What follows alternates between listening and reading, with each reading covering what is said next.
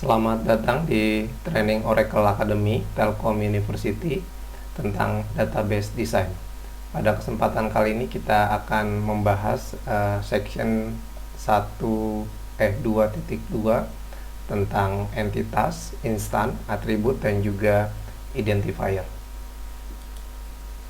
Baik, untuk objektif yang akan kita pelajari untuk materi kita kali ini adalah mendefinisikan dan juga memberikan contoh terkait mengenai entitas, kemudian juga mampu nanti membedakan antara entitas dan juga instan dari sebuah entity, kemudian juga menyebutkan dan menjelaskan atribut untuk entitas yang akan diberikan, mampu membedakan antara atribut dan juga nilainya, kemudian membedakan antara atribut yang bersifat mandatori dan juga opsional, dan antara atribut yang mudah berubah dan tidak mudah diubah.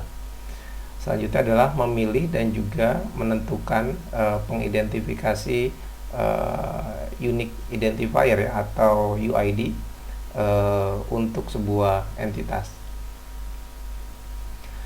Selanjutnya adalah tujuan dari sebuah entity adalah untuk mengetahui cara mengatur dan mengklasifikasikan data yang memungkinkan untuk membuat kesimpulan yang bermanfaat tentang fakta yang dibuat secara acak gitu ya. Jadi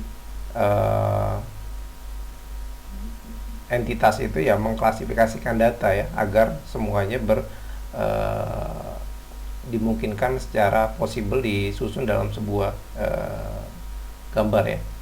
Kemudian untuk dunia teknologi kita sekarang yang sudah kaya terkait mengenai informasi, maka fakta-fakta yang ada harus disusun secara terstruktur dan juga tersusun dengan baik gitu. Oleh karena itu penting untuk mempelajari tentang entitas, karena entitas adalah alasan untuk kita menyimpan data.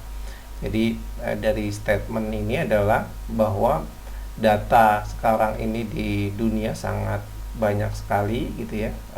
Kita perlu mengklasifikasikan dengan baik agar data yang seolah tidak memiliki makna ketika kita mendefinisikannya, membuat struktur dan juga pengurutannya dengan baik, maka akan menjadi sebuah informasi yang berharga. Jadi sebagai contoh, misalkan di sebuah sekolah perlu menyimpan data minimal, misalkan ada data terkait mengenai student, kemudian data terkait mengenai teacher gitu ya, kemudian ada course-nya, mata pelajarannya misalkan, kemudian ada room-nya, ruangannya, dan juga ada penilaiannya. Nah, ini adalah selanjutnya adalah atribut ya. Jadi penting untuk mempelajari atribut juga, karena atribut memberikan informasi yang lebih spesifik lagi ya dari sebuah entitas. Jadi atribut membantu kita membedakan antara satu instan dengan instan yang lainnya. Jadi memberikan detail terhadap entitas yang lebih besar. Jadi di sebuah contoh restoran gitu ya, kita perlu mencantumkan barang individu pesanan sebuah pelanggan gitu ya, pelanggan konsumer apa, dia memesan menu apa gitu ya, itu kita perlu lakukan penulisan, dan juga untuk kedepannya order tersebut akan kita kalkulasikan dalam bentuk tagihan. Selanjutnya adalah ketika membuat beberapa laporan penjualan gitu ya, kita harus dapat mengidentifikasikan laporan tersebut dari daftar laporan. Selanjutnya adalah kita akan mengenal apa yang disebut dengan unique identifier. Jadi unique identifier nanti akan dikenal dengan istilah UID. Jadi penting untuk belajar tentang unique identifier gitu ya, karena pengidentifikasian UID ini mampu membedakan satu instan entitas dengan entitas yang lainnya. Di sebuah contoh, misalkan di dalam sebuah ruangan kelas, kita harus mampu membedakan antara satu siswa dengan siswa yang lain. Kemudian contoh yang lain adalah ketika kita mengklasifikasikan koleksi dari CD kita, misalkan kita membutuhkan atau membedakan antara CD satu dengan CD yang lainnya, misalkan berdasarkan genre musik gitu ya, ataukah pengurutannya berdasarkan tahun. Nah, itu perlu kita definisikan. Kemudian ketika kita mencantumkan transaksi di laporan keuangan gitu, kita perlu membedakan antara satu transaksi dengan transaksi yang lain. Kemudian adalah purpose ya, mengidentifikasikan tujuan. Jadi lihat di iklan majalah dan juga di internet ya, terkait yang ditunjukkan oleh guru, misalkan apa hal utama yang ada di setiap iklan atau situs tersebut. Nah, misalkan kayak contoh di sini adalah branding Nike gitu ya, terus kemudian ada Sephora, kemudian ada Telstra, ada Carmax.com. Nah, untuk kita yang pertama kali baru melihat brand ini, maka kita tidak tahu ini jualan apa gitu. Nah, kalau ketika kita mencari informasi itu di internet gitu ya, ataupun di majalah, maka kita tahu, oh ternyata Nike adalah brand sepatu gitu ya. Kemudian CarMax misalkan situs penjualan mobil bekas dan lain sebagainya.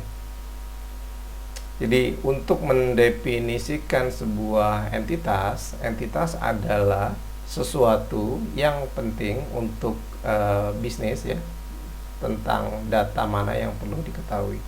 Jadi istilah bisnis ini bisa jadi bukan hal-hal yang berbau ekonomi ya, tapi bisnis di sini lebih ke arah proses sebenarnya.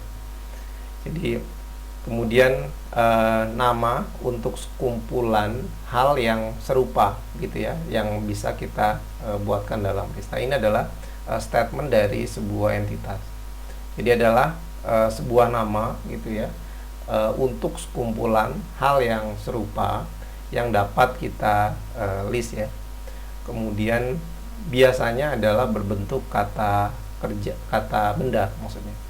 Kemudian contoh misalkan ada objek gitu ya, ada event dan ada people. Entitas juga memiliki sebuah beberapa instan ya. Kemudian instan sendiri adalah kejadian tunggal dari sebuah entitas. Nah, ini kita lihat contoh terkait mengenai apa itu entitas, contohnya, dan juga apa itu instan. Jadi kita lihat di sebelah kiri adalah kolom dari entitas, sementara yang sebelah kanan adalah kolom dari instan. Jadi kalau entitasnya person, maka instannya adalah Mahatma Gandhi gitu ya, nama-nama orang. Kemudian ada produk, maka nama instannya adalah Nike Air Jordan gitu ya, dan lain sebagainya. Tipe produk misalkan sepatu, video game gitu ya, baju dan lain sebagainya. Job, pekerjaan, nama-nama pekerjaan, electrician, plumber, IT dan lain sebagainya. Label. Nah, ini adalah contoh-contoh berarti ya, kita sudah bisa mendefinisikan. Sebelah kiri adalah entitas, yang sebelah kanan adalah instan. Selanjutnya adalah Dalmatian. Dalmatian berarti seekor anjing ya. Kemudian ada Siamese, berarti ini kucing. Kemudian ada sapi dan juga ada babi. Jadi ini merupakan contoh instan dari sebuah animal. Jadi animalnya adalah entitas. Gitu. Kemudian misalkan sebuah sedan yang convertible, misalkan yang bisa terbuka gitu ya, dan juga ada station wagon. Ini juga tipe mobil ya. Jadi ini merupakan instan dari sebuah mobil. Kemudian beberapa entitas memiliki banyak instan dan juga beberapa hanya memiliki sedikit. Jadi ada yang banyak dan juga ada yang sedikit. Kemudian entitas dapat berupa tangible gitu ya, yang dapat berwujud seperti orang, seperti produk gitu ya, itu berwujud. Tapi juga ada yang intangible, yang tidak berwujud, seperti apa skill level ya. Tadi ada yang beginner, ada yang expert, ada yang newbie gitu ya. Kemudian ada sebuah event juga, jadi ada acara apa namanya event gitu ya. Kemudian contohnya seperti konser, ini juga kita bisa sebut sebagai entitas. Kemudian ada pertanyaan, apakah seekor anjing itu dikatakan entitas atau instan gitu ya. Nah, maka kita melihatnya tergantung dari sudut pandang mana. Jika kita mempertimbangkan ada banyaknya binatang, maka akan sangat wajar kalau anjing itu adalah sebuah instan. Nah, contoh dari instan dari animal ya, kalau dia memperhatikan bahwa ada banyaknya binatang. Jadi contoh hewan itu memiliki instan dog gitu ya, anjing, kucing, dan kuda dan lain sebagainya. Tapi jika kita melihat bahwa anjing itu adalah sebuah entitas, maka kita bisa membreakdown lagi bahwa anjing itu juga punya banyak varian gitu. Misalkan di sini contohnya misalkan anjing poodle gitu ya, anjing labrador gitu ya, anjing terrier dan lain sebagainya. Maka dog bisa menjadi sebuah entitas, sementara instannya adalah ini gitu ya, varian-varian dari yang anjing itu sendiri. Selanjutnya adalah atribut setelah kita bahas entitas. Jadi sama seperti entitas, atribut mewakili sesuatu yang penting untuk bisnis. Atribut merupakan bagian informasi yang spesifik yang membantu menjelaskan entitas, kemudian juga menghitung entitas gitu ya, terus kualifikasi entitas, mengklasifikasikan entitas, dan juga menentukan entitas. Jadi hal-hal ini yang mencakup dari sebuah atribut. Nah, atribut itu bersifat single value. Jadi dia tidak boleh mengandung banyak makna ya. Jadi atribut ini digunakan untuk membantu mendetailkan dari sebuah entitas. Jadi atribut memiliki nilai gitu ya.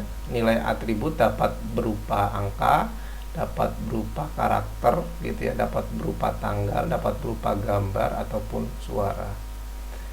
Berikut ini merupakan tipe data gitu ya, atau mereka memanggilnya ini tipe data ataupun juga format. Setiap atribut menyimpan satu bagian dari tipe data tertentu. Misalkan ini adalah contoh tadi ya, seperti customer.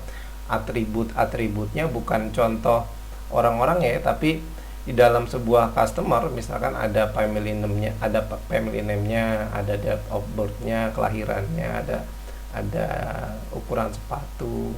Untuk mobil misalnya bukan mobil Tesla, bukan mobil Toyota gitu, bukan mereknya ya, tapi ciri yang mencirikan dari sebuah entitas tersebut. Mobil gitu ya, maka kita akan mendefinisikan mobil itu berdasarkan model gitu ya. Tadi ada station wagon, ada convertible, kemudian beratnya gitu ya. Kemudian mungkin nanti ada fitur-fiturnya, ada katalog price-nya ya. Ini adalah bagian dari atribut-atribut.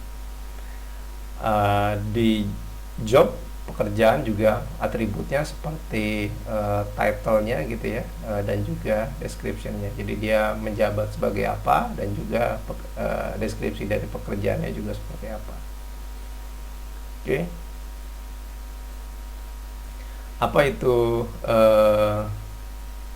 atribut misalkan yang melekat pada seorang customer? Sebagai contoh misalkan nama keluarga adalah harus berkarakter string ya. Sementara nilai atribut itu juga merupakan nilai yang tunggal.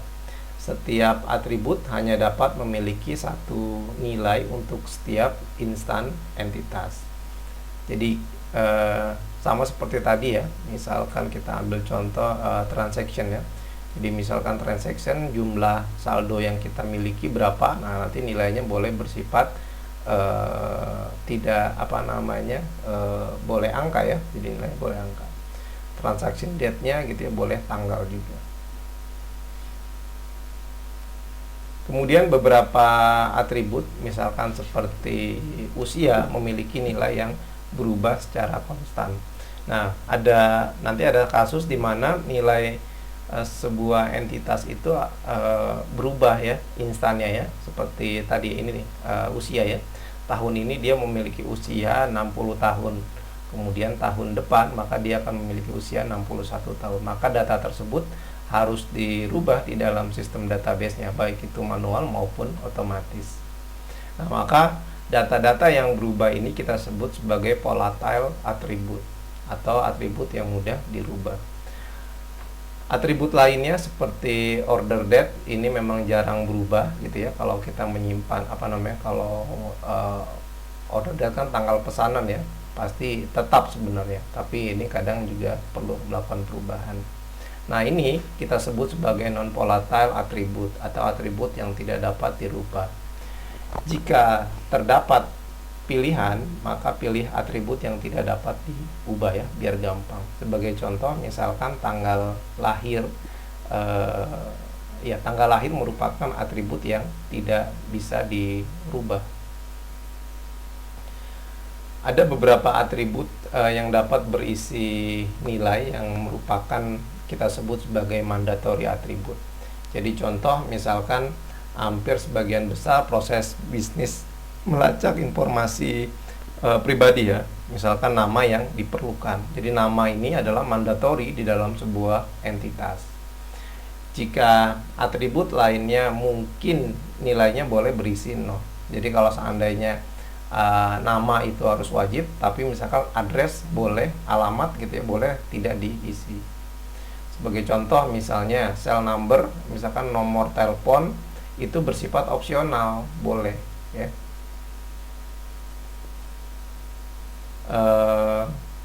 Tapi untuk nama itu harus wajib, misalkan seperti itu.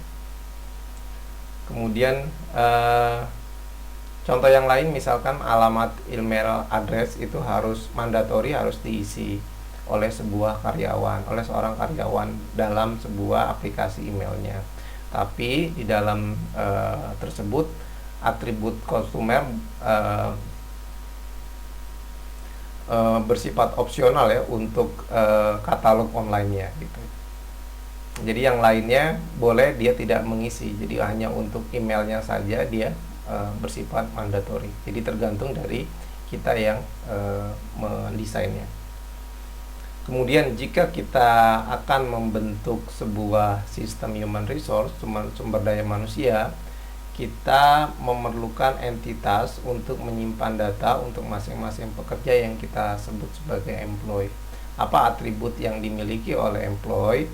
Misalkan berikan satu atau dua contoh yang mungkin ada di dalam atribut employee. Misalkan employee pasti harus punya NIP ya, nomor induk pegawai. Atribut yang lainnya misalkan harus punya first name-nya siapa, last name-nya siapa. Salary ya, yang paling penting salary ya, yang dihitungkan oleh pegawai adalah salary. Itu misalkan harus mandatory. Kemudian komisi ya, misalkan ada uang tambahan bonus gitu ya, nah itu bersifatnya misalkan adalah opsional.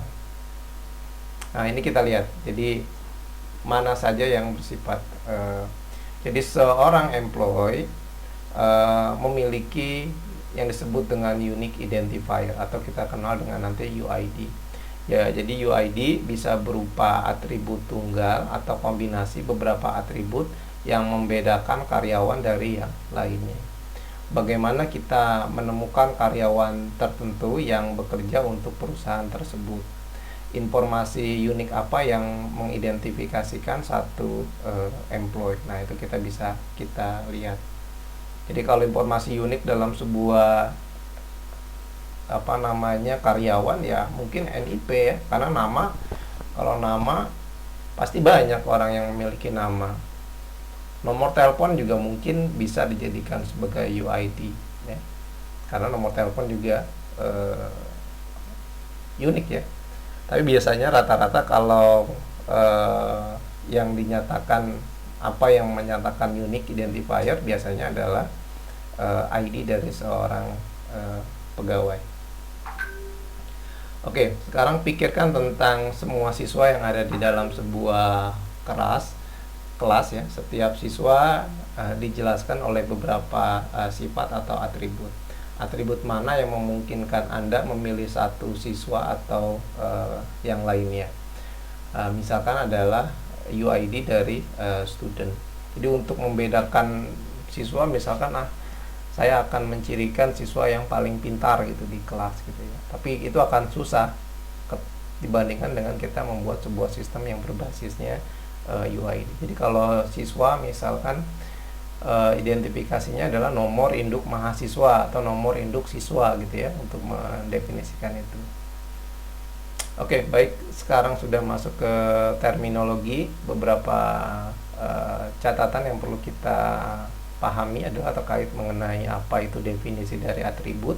Kemudian ada jenis data, ada entitas, kita sudah belajar entitas, kemudian ada instan ya, kemudian ada mandatory, dan juga ada intangible. Kemudian ada istilah lagi yang disebut dengan null. Nah, ini lumayan banyak istilahnya. Kemudian ada optional, ada single value, ada tangible, ada unique identifier, dan juga ada volatile. Sementara untuk rangkuman, apa yang sudah kita pelajari pada materi kita kali ini adalah mendefinisikan dan memberikan contoh entitas, sebuah entitas, kemudian membedakan antara entitas dan entitas lainnya, kemudian menyebutkan dan menjelaskan atribut untuk entitas yang diberikan, kemudian membedakan antara atribut dan juga nilainya, kemudian membedakan antara atribut yang bersifat mandatori dan juga opsional, dan antara atribut yang bersifat volatile dan juga non volatile. Kemudian memilih dan menentukan UID untuk sebuah entitas. Oke, untuk materi kita kali ini kita akhiri. Terima kasih.